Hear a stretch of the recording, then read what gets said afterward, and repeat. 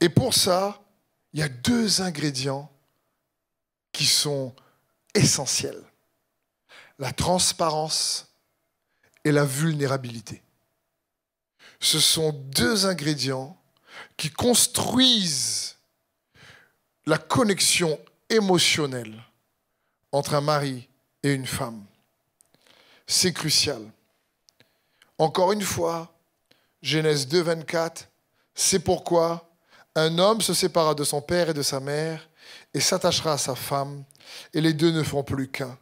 L'homme et sa femme étaient tous les deux nus, sans éprouver aucune honte. Genèse 2, 24, 25. L'homme et sa femme étaient nus, ça parle de transparence, sans éprouver aucune honte. Donc, pour construire une intimité émotionnelle dans le mariage, il faut que l'un et l'autre puissent apprendre à prendre des risques d'être vulnérables l'un envers l'autre. Ça construit une intimité émotionnelle. Être nu signifie se dépouiller de toute chose qui peut rendre la relation opaque ou confuse. Le but, encore une fois, d'une relation, c'est d'être connu et de connaître.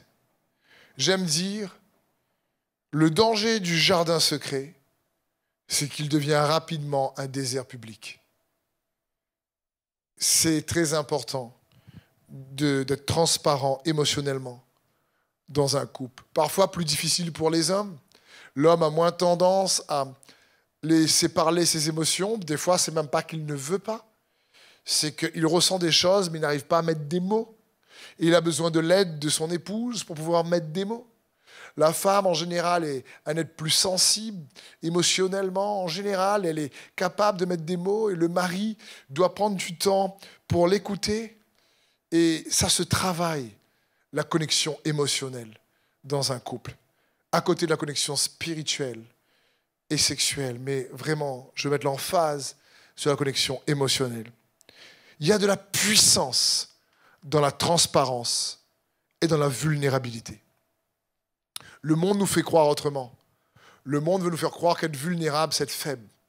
Mais en étant vulnérable à la croix, c'est là que Jésus a dépouillé l'ennemi et a battu Satan et son armée. C'est pour ça que Paul dit « Je me glorifierai bien plus de mes faiblesses. Parce que quand je suis faible, c'est alors que je suis fort. » Être transparent signifie laisser passer la lumière ou être coloré par la lumière. Et il est bon lorsque les relations entre un mari et une femme est colorée par la lumière. La lumière qu'est Christ, la lumière de la vérité. Être vulnérable, c'est avoir le courage de s'exposer aux coups, aux blessures. Et c'est peut-être pas facile. Lorsque quelqu'un a été trahi dans une relation, par exemple, il n'ose plus s'exposer de peur à nouveau d'être trahi et préfère garder un côté caché et protecteur. Et je comprends, et il y a tellement de situations difficiles parfois. Et on a besoin d'aide les uns les autres pour, si tu passes ce genre de situation-là, pour être guéri de ça. Mais n'empêche qu'être transparent et vulnérable est essentiel dans un couple pour qu'il y ait une relation intime, émotionnelle forte. Autrement dit, c'est prendre le risque avec courage que la personne que vous allez laisser avoir accès à votre cœur peut vous faire mal. Une femme peut partager son cœur à son mari et le mari avoir une réaction gauche. Et du coup, dans sa sensibilité, elle dit, tu vois, moi je te partage mon cœur, je te dis ça, et tu ne m'écoutes pas. Et elle a ce dilemme en elle-même, elle va se dire, est-ce que je continue à partager mon cœur alors que il ne comprend rien à ce que je lui dis? Et le mari a aussi ce challenge d'apprendre s'il a été maladroit dans sa réponse. Et il faut avoir du tact et de la sensibilité et de la douceur pour construire une relation émotionnelle. Paul dit aux hommes, c'est un verset qui pour ma part résonne, et je dis, oh Dieu, aide-moi. Il dit que votre douceur soit connue de tous. Lui qui était un homme emporté et colérique. Donc, laisser l'autre personne avoir accès à son cœur, c'est prendre un risque. Et il nous faut pour ça être courageux, être transparent. Dans 2 Corinthiens 12, 9, Paul dit « Ma grâce te suffit, car ma puissance, Dieu dit à Paul, car ma grâce te suffit, car ma puissance s'accomplit dans la faiblesse. » Le mot faiblesse pourrait être traduit dans ma vulnérabilité. Dans ma vulnérabilité, quand je suis transparent envers mon épouse et elle envers moi, on entretient une intimité émotionnelle. Combien de femmes ou de maris, lorsque cette intimité est perdue dans la relation de couple, trouvent dans leur travail quelqu'un qui va reconstruire cette intimité émotionnelle. Et ça crée beaucoup de dégâts, ça détruit beaucoup de couples, alors que cela doit être cultivé d'abord dans le mariage. Mais j'ai une question à vous poser. Est-ce que les gens qui s'aiment décident d'eux-mêmes de se déconnecter l'un de l'autre volontairement? Alors on peut dire peut-être non, mais en réalité, la réponse est oui. C'est qu'on choisit de ne plus s'ouvrir à cause de blessures ou de motivations erronées. En général, c'est une décision inconsciente, provoquée par des blessures répétées, par la peur d'avoir mal. C'est une réaction de protection. Elle est légitime, mais la conséquence de ce genre de décision, c'est la distance. Au fur et à mesure, une distance se crée. Une distance émotionnelle se crée. La peur à nouveau d'être incompris, d'être rejeté, mal aimé, pas accepté, vient donc obstruer cette connexion émotionnelle. La condamnation, la honte, la peur, les craintes se dressent comme un mur invisible qui empêche la construction et la progression de l'intimité émotionnelle. Ce sont des choses qui, parfois, permettent à la tentation et au péché de germer. Des armes que l'ennemi utilise, un virus qui vient attaquer l'intimité émotionnelle. Lorsque tu n'oses pas partager les choses intimes et profondes de ton cœur, parce que tu ne te sens pas en sécurité, alors tu te sentiras toujours seul et vide. C'est pour ça que le couple doit être le terrain, d'abord, où on apprend à s'ouvrir l'un envers l'autre. Ils se disent eux-mêmes, et que le mari et la femme se disent l'un et l'autre, je suis là pour toi, je suis là pour t'écouter, je suis là pour entendre ce que tu as à me dire.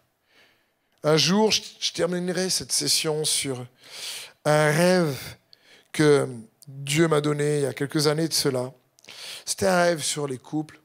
Dans mon rêve, je voyais un couple qui était en train de se disputer dans leur jardin. Et j'étais pas loin, mais il ne me voyait pas. Satan approchait de ce couple. Et ce couple ne le voyait pas non plus. Et à un moment donné, Satan se transformait en lion.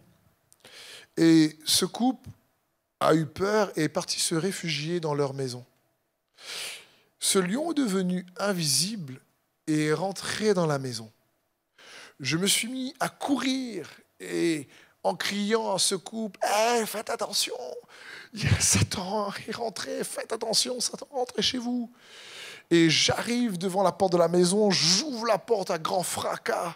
Et quand j'arrive dans la maison, je vois l'ennemi à l'étage dans une forme un peu invisible, mais qui se voit, mais le couple ne le voyait pas. Je le voyais. Et il tirait comme des ficelles invisibles entre le mari et la femme. Et la femme était dans un couloir de vitres, et le mari était dans un couloir de vitres. Et le mari parlait à la femme, et la femme répondait à son mari. Mais tous les deux ne s'entendaient pas, et tous les deux ne se comprenaient pas. Ils essayaient de se comprendre, ils étaient dans deux couloirs parallèles, et il n'y avait pas réellement de construction d'intimité entre eux. Et dans mon rêve, je m'écriais, Seigneur, qu'est-ce que signifient ces couloirs?